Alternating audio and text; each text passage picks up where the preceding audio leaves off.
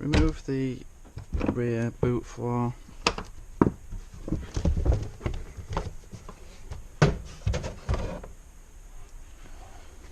Remove this piece of the floor here and this piece of trim.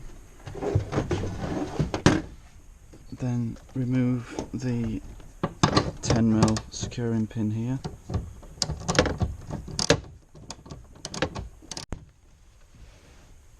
Remove the second 10mm securing pin, which is located there.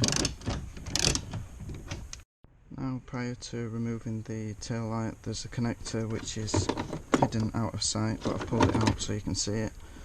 Disconnect the connector. Now you'll be able to pull the light assembly out.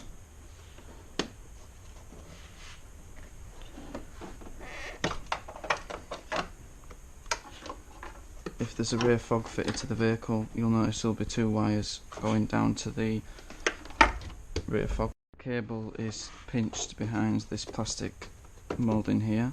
Then you'll need to remove the body trim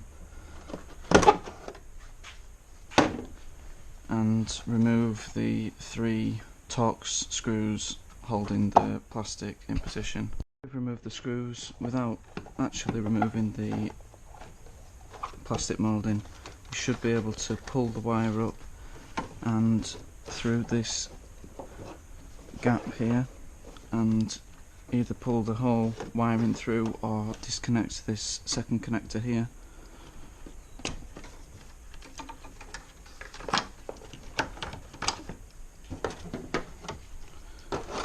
And then the lower light assembly will be completely free. The upper tail light assembly, remove the 2 8mm bolts